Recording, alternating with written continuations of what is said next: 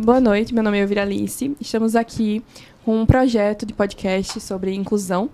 É um projeto da disciplina Práticas Extensionistas 1, da professora Ayala Lisboa, da Faculdade FANESE. E hoje trouxemos alguns profissionais para falar um pouco sobre o autismo. Podemos começar com o fisioterapeuta Genilson Teixeira Leite, especialista em fisioterapia... Peraí, Genison. Genilson, perdão. Tenta também acompanhar o microfone. Certo.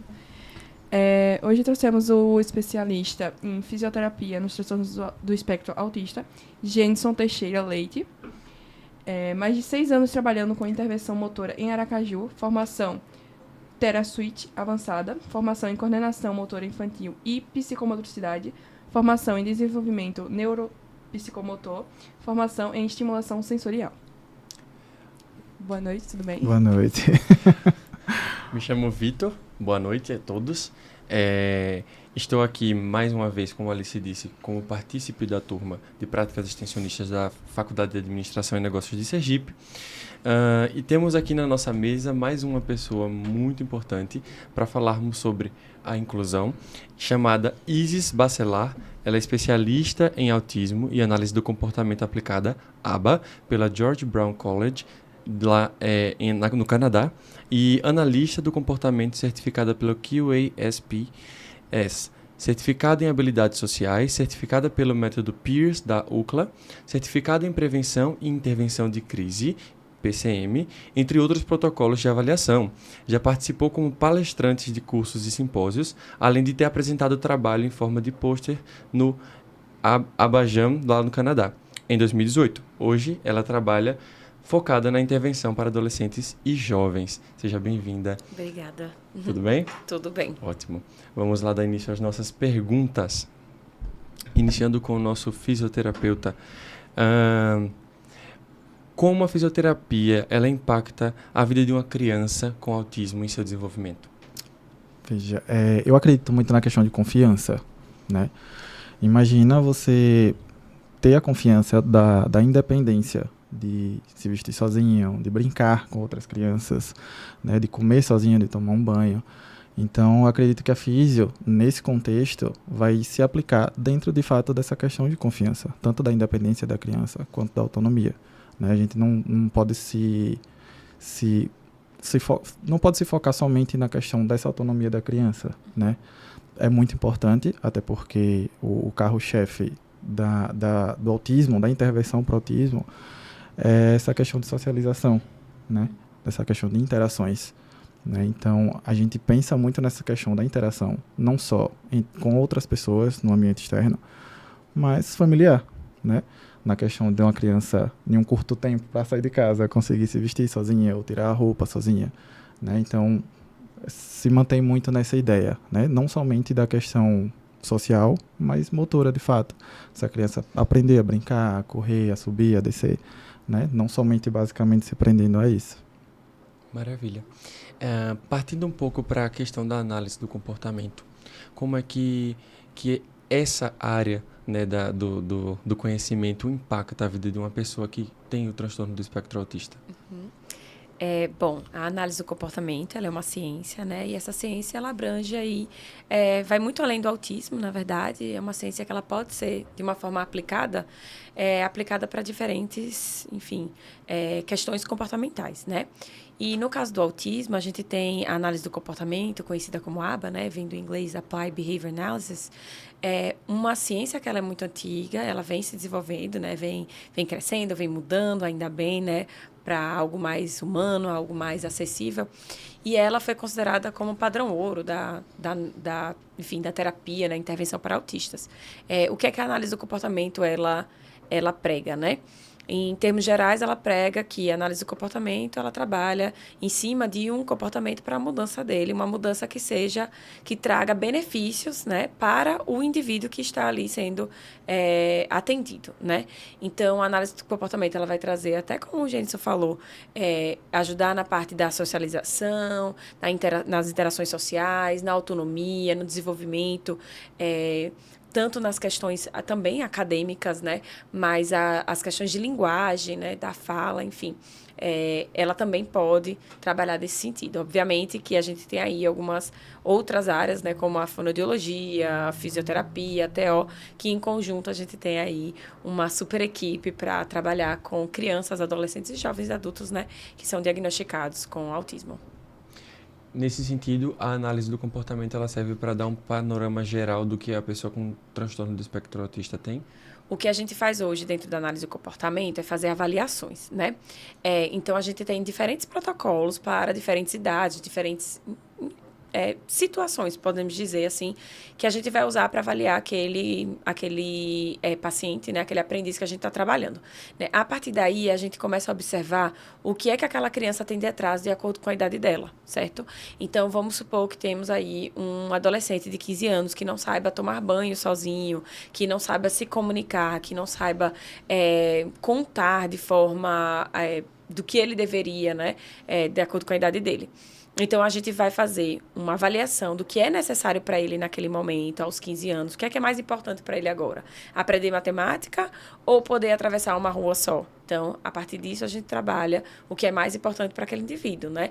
E aí, a gente tem também outros pontos que a análise do comportamento trabalha, que é, por exemplo, comportamentos que a gente chama de interferente, que são comportamentos que causam prejuízo, né, à saúde e à segurança do indivíduo, como heterolesões, né, bater e agredir outras pessoas e autolesão.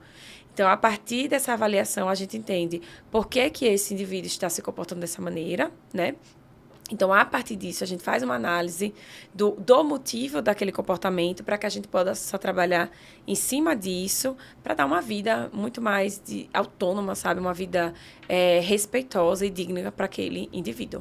Só complementando o que Isis falou, para a gente ter uma ideia dessa questão da participação multiprofissional, em que isso complementaria para o meu trabalho. Nesse caso, a gente tem questões também de comportamentos motores. Sim. Né? Então, a gente se complementa nisso de uma forma que, através do meu trabalho, eu consigo melhorar esses scores de uma determinada avaliação em um período, tendo como consequência a melhora da autonomia e da independência também. Não somente em relação à análise de comportamento e a física, mas em relação à fala, na questão da fonoaudiologia, da TO e dos outros terapeutas. Sim. Perfeito. Bom, pergunta para Jenson. Quais são os principais desafios motores que crianças autistas enfrentam e como a fisioterapia pode ajudar a melhorar essas habilidades? Perfeito. É bem interessante a pergunta, porque a maioria dos pais que chegam hoje no consultório, muitas vezes a criança tem um início de desenvolvimento bom. Meu filho corre, meu filho sobe, meu filho pula, meu filho... Mas às vezes não é somente isso, como inicialmente eu falei, não são somente essas coisas básicas. Isso aí são partes de um desenvolvimento de tarefas básicas dentro de um perfil motor. Mas no caso da físio, foi até uma conversa que eu estava tendo com o Isis lá, de questão de diferenciações, né? Então, assim, dentro da físio, a gente não vai somente trabalhar essa questão só de perfil motor do que a criança já tem, né? A fisioterapia vai muito além disso, dessa questão do somente pular, né? A físio vai na questão até da fala mesmo, ajuda, porque uma criança que chega mais relaxada, né? Porque o autista tem essa questão da hipotonia, né? Desse tônus muscular mais baixo. Então, a criança que chega mais relaxada, consequentemente vai ter um problema na fala, né? Porque não tem uma boa postura. Então, a físio vai trabalhar em cima disso, de um fortalecimento muscular de tronco, não somente de tronco, mas de abdômen, diafragmático, consequentemente tendo um desenvolvimento melhor da fala. E entre outras questões também dentro desse perfil motor. Então, vai muito além dessa questão somente de desenvolver essa criança para o brincar, né? Vai também nessa questão de socializar. A parte motora está bem ligada a essas questões de fala e também de comportamento, em alguns pontos. Dentro dessa sua abordagem do seu ofício, qual é o principal desafio, assim, o mais marcante que você encontra no tratamento com pessoas com TEA? A família. Eu acho que não seria um problema, na verdade, a família em si, mas o que a família enfrenta, né? Porque, assim, reflete muito nas crianças, nos meninos. E aí eu vejo, dentro desse contexto, uma família que é bem estruturada, mas tem uma dificuldade extrema em questão de aceitação, né? E uma família que é de uma mãe, né? Porque, assim, hoje, dentro de parâmetros, em 2012, teve um estudo da Baresi que 73% das mães atípicas são abandonadas antes dos filhos terem 5 anos. Sim. Né? Então, eu acho que a família, de fato, é algo muito precedente a essa questão de dificuldade, porque se eu não tenho uma família bem estruturada, uma mãe bem estruturada, né?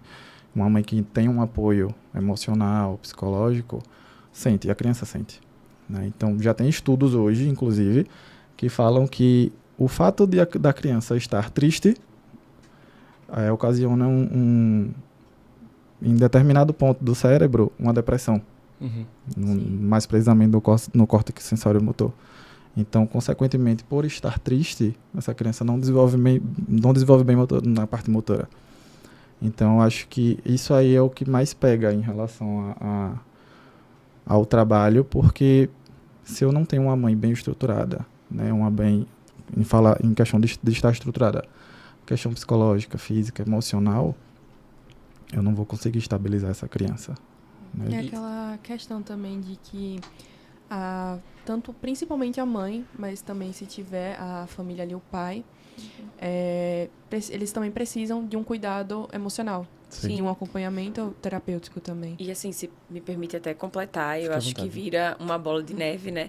Porque acredito que não só a gente da análise do comportamento, mas fisioterapeutas, TOs, fono, enfim, toda a equipe multi, ela precisa de que tudo que a gente ensina dentro do ambiente clínico, ele vá perpassando ali para os outros ambientes naturais do indivíduo, né? Então, se aquele indivíduo anda no shopping, então a gente precisa manter o que a gente passa para a família ali no shopping, né? Então, para as fonos, né?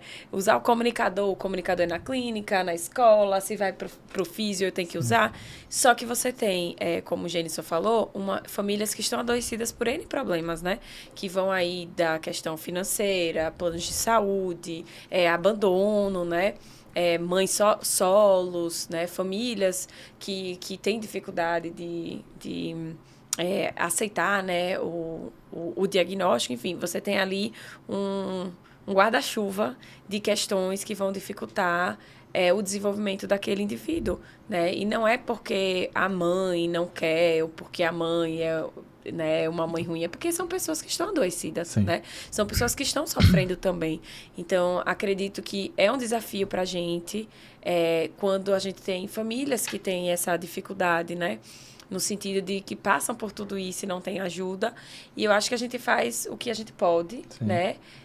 Como o máximo que a gente pode dar e esperar, né, que a família possa também fazer o máximo que ela possa dar, né? Dentre todas essas dificuldades, né, que passam. Puxando para esse lado comportamental. Uhum. Como a terapia cognitivo-comportamental pode ser adaptada para atender as necessidades específicas de crianças e adolescentes no espectro autista? Veja, a gente está falando aqui de 2 terapias, né? A cognitivo-comportamental é a TCC, é uma abordagem, e a análise do comportamento é outra coisa. Ela é uma ciência que ela pode estar ali, apesar do nome comportamental, mas a TCC ela fala muito do cognitivo, né? O que dentro da análise do comportamento a gente não fala muito do cognitivo, a gente fala de flexibilidade comportamental, então a gente fala de... É tudo voltado ao comportamento em si. Então, a aba em si, ela trabalha dessa forma, né? Trabalhando em cima do que é aquele comportamento. Então, tudo para o analista do comportamento existe um motivo, né? Não existe comportamentos que vieram do nada, né? Sim. Então, por exemplo, se eu tenho uma criança que ela é agressiva, ele não é agressivo, né? A gente entende como um comportamento agressivo. Por quê? Então, qual é o motivo daquele comportamento agressivo? Porque ele não consegue se comunicar, então, logo, ele se irrita, logo, ele bate em quem estiver na frente dele. Então, é a partir daí que a análise do comportamento ela entra então, a gente vai precisar melhorar a comunicação desse indivíduo, né? Então, se a gente tem uma fono junta com uma CAA, né, que é uma comunicação alternativa augmentativa, e junto com a gente, por exemplo, eu tenho um paciente que a gente ensinou sinais para ele, enquanto que a fono estava ali trabalhando com ele dentro do iPad, né, fazendo a comunicação de forma digital. a gente foi ensinando sinais. Então, ele aprender a pedir, né? Que ela já tinha ensinado, inclusive, a dar. A gente ensinou a acabou, comer, não, sim. Isso aumentou a capacidade dele de se comunicar com o outro, logo diminuiu os comportamentos interferentes, os comportamentos, né, autolesivos e heterolesivos dele. Então, a análise do comportamento, ela tem esse viés. A TCC, que é a terapia cognitivo-comportamental, que foi da sua pergunta, eu não sei lhe falar, porque não é uma abordagem que eu trabalho. Mas o que eu vejo é que, em algum dado momento, a depender da necessidade do indivíduo, né, se a gente tem um adolescente, um jovem adulto, de um nível de suporte por exemplo, ou que tem uma comunicação um pouco mais avançada, né, e ele consiga fazer uma terapia como o TCC, que exige isso, né, na psicoterapia, eu acho que traz benefícios, né? Terapia traz benefícios para todo mundo, independente. Mas quando a gente fala sobre o ganho de habilidades, né, que é o que a análise do comportamento ela trabalha, a gente pensa na aba, né, na análise do comportamento aplicada. Que seja o mais precoce possível. Exato. Aproveitando que você já falou algo no microfone, né? Teve algum caso em específico que marcou você pela evolução do paciente? Que te marcou assim, tipo, tocou até emocionalmente? Algo que você viu, nossa, realmente meu trabalho fez efeito. Sim. Eu tenho o meu primeiro paciente, que é Arthur Rangel. Ele tá comigo há aproximadamente 6 anos. 6, 7 anos. E em questão de processo, eu acho que a gente ganha a cada sessão. Né? É de fato um trabalho de formiguinha. Porque dentro dessas dificuldades que a gente falou, existe todo esse trabalho multiprofissional. Então, acho que o processo, de fato, é diário, sabe? Esse processo de ganhos, de perdas, porque é algo que é muito... Não sei se existe essa sensação de que a gente não pode deixar para amanhã, mas se a gente deixar para ontem, a gente perde muito, sabe? Então, assim... me confundi. Tudo bem. A gente não pode deixar para amanhã, mas se a gente deixar para ontem, perde muito mais, sabe? Então, assim, é um curto período para ganhar muita coisa, mas é um período muito menor para se perder muito. Né? Então, é realmente muito difícil. Mas em questão de ser marcante, ele é marcante para mim porque, como ele foi meu primeiro paciente, eu meio que fui colocado à força nesse meio. Né? Foi uma mãe que me procurou, eu estava recém-formado, e era assim, você vai atender meu filho porque é só em você que eu confio. É certo, mas eu não sei nada sobre. Ela, não, você vai estudar. E nisso ela me mandava coisas para estudar, artigos, palestras, cursos. E hoje ela é muito minha amiga, então eu ficava, Nandali, você vai pagar para eu fazer? Porque eu não quero fazer. Ela, não, você vai atender. E foi aí daí que eu comecei a pegar gosto, né? E naquela época era tudo muito novo, né? Não existia... Não se falava tanto em aba. Não se falava tanto em aba. E como era tudo muito novo, e a gente tem um probleminha em relação a estudos, que aqui no Brasil chega um pouco não, muito tardio. Então era realmente difícil de se trabalhar. Mas aí nesse processo, até a equipe que está com ele hoje, foi notória a evolução de Arthur, principalmente em questão da fala, né, que ele inicialmente era dado como não verbal, mas era uma criança que cantava. E isso pra mim era super, sabe? Como é que ele é não verbal e ele cantava? Então eu fui estudar musicoterapia. Canta? O que a gente não você faz, canta. né? Você não aprendeu a cantar. O paciente. Ele canta. Mas eu fui trazer um pouco dessa terapia para tentar maximizar essa questão da fala dele. Sim. De alguma forma, sabe? Então, assim, era realmente muito novo e tudo muito novo e a gente tinha que se virar, sabe? Quando chegou a equipe dele, eu dei graças a Deus. Agora eu vou ser somente fiz e vou deixar de ser tudo um pouco. Mas acho que de todos, ele, por ser o primeiro, de fato, eu acho que foi o que me colocou nesse caminho. Perfeito. Ô Isis, o que você acha que ainda precisa ser feito para garantir que mais pessoas, pessoas com autismo e suas famílias tenham acesso ao suporte psicológico? Bom, acho que primeiro, né, como o podcast, né, tudo é sobre inclusão, né, e eu acredito que a gente precisa levar informação, tanto profissionais, mas quanto pessoas autistas, né, que precisam falar o que sentem, o que pensam, né, e expor também quais são as dificuldades que enfrentam no dia a dia, levar essas informações para todas as áreas, né? Fico muito feliz que seja aqui na área de direito, porque a gente precisa de não só advogados, né? Mas como a gente está falando ali com a doutora Aline, mas que desembargadores, juízes, promotores, eles entendam o que é autismo e outras deficiências, né? E síndrome raras também, né? Mas é que... Sim. Especificamente falando sobre autismo, e que outras pessoas também saibam, porque, assim, as coisas mudaram bastante, né? Então, hoje, a gente tem uma inclusão feita diferente do que se pensava antigamente, né? Como o Genison falou, há 8 anos atrás, você não falava muito sobre aba, você não falava muito sobre terapia para pessoas autistas como algo importante ou eficaz, né? Efetivo. Então, acredito que educação... ela é a porta, né, para a gente conseguir mostrar às pessoas a necessidade de terapia, a necessidade de que todos têm direito ao desenvolvimento, né, e a alcançar essa autonomia, independência. Eu acho que ao longo do tempo foi muito falado assim, por exemplo, lá em 2018, tá sendo o século da ansiedade. Aí vem outro ano, não, o século da depressão. Aí hoje muito se diz que o século é do autismo, né? Que todo mundo tem autismo e tudo.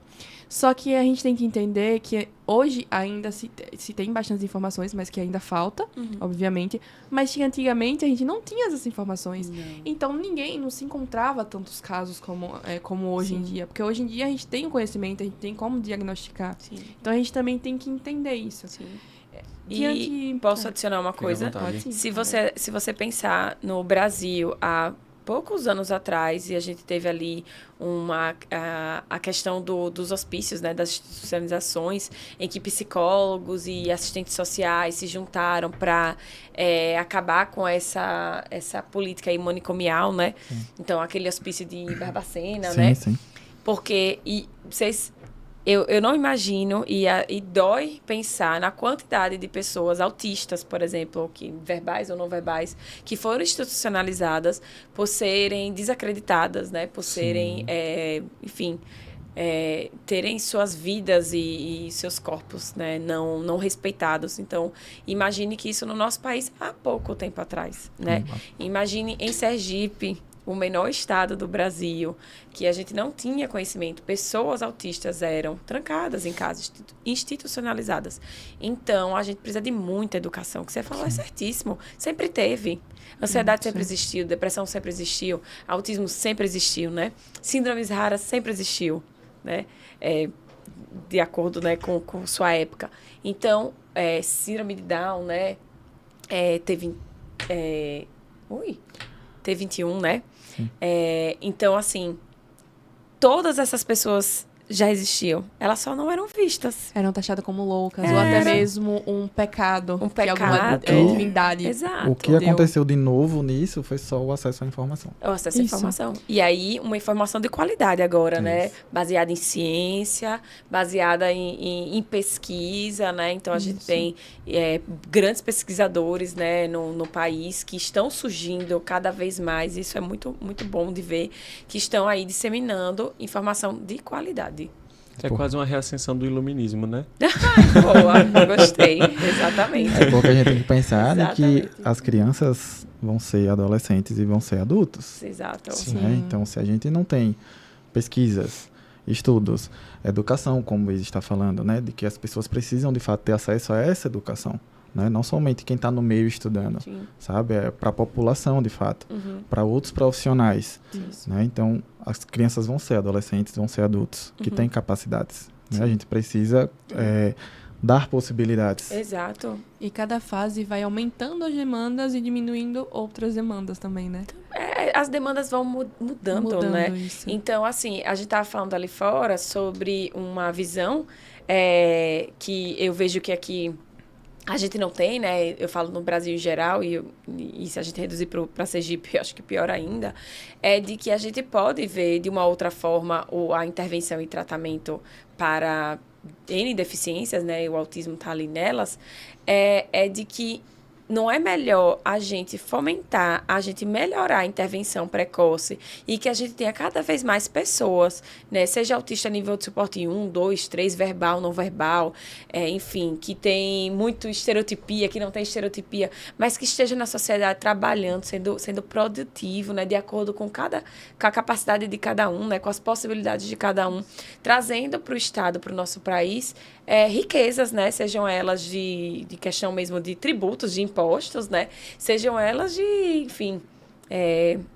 de valores, né? De algo mais voltado a, enfim, artistas, então, criatividade, enfim. Pessoas que são dignas e que merecem estar trabalhando, vivendo do jeito que se imaginam viver, né? Que possam ter possibilidades. São seres Acho humanos, que né? possibilidades é a palavra. São Isso. seres humanos Exato. e no nosso curso que a gente tem aprendido que o bem mais valioso, de acordo com a Constituição, é a vida. É a né? vida. São pessoas que têm vida, como qualquer outro Exato. ser humano que respira e Exato. que precisam de Isso. assistência E aí, também. não falar te tira esse direito, sabe? Fazer estereotipias, pular, rodar, correr, tira esse direito de ser feliz, né? De ser independente, de ser autônomo.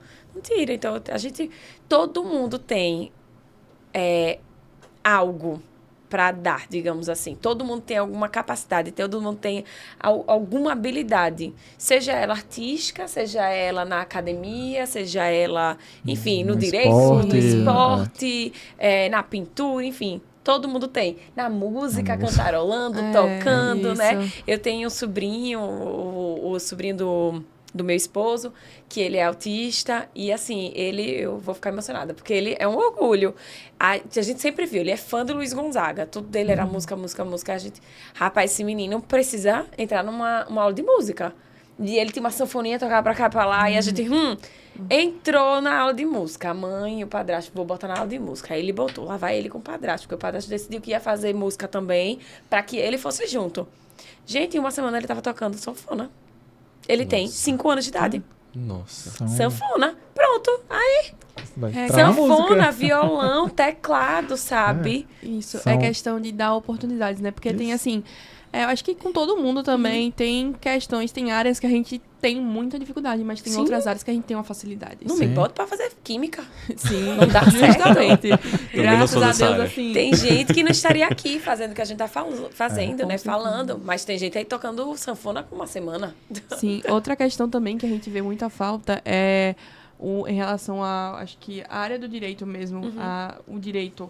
Por exemplo, eu tenho um irmão que ele tem 5 anos, tem o diagnóstico de distrofia muscular. E até hoje a gente está aí lutando, que foi negado para ele a aposentadoria, que estaria ajudando a gente com planos de saúde, por exemplo. E foi negado. A gente está aí na justiça lutando. E imagine quantas mães de autistas, né, também estão nessa mesma situação, precisando de um apoio financeiro, que é um direito delas, né? E está sendo negado. São muitas, de fato. Eu até penso muito sobre isso, porque existem muitas mães que deixam trabalho para cuidar dos seus filhos, sabe? Eu acho que deveria se pensar em questão de políticas públicas, uma integração dessas mães no mercado de trabalho, uma integração para essas mães terapias, sabe? De apoio emocional, de fato, como eu havia falado, de um apoio emocional, de um apoio psicológico, sabe? Porque se não houver uma mãe estabilizada ali, não vai ter um filho, sabe? É muito mais difícil, o caminho fica muito mais longo, Sim. sabe?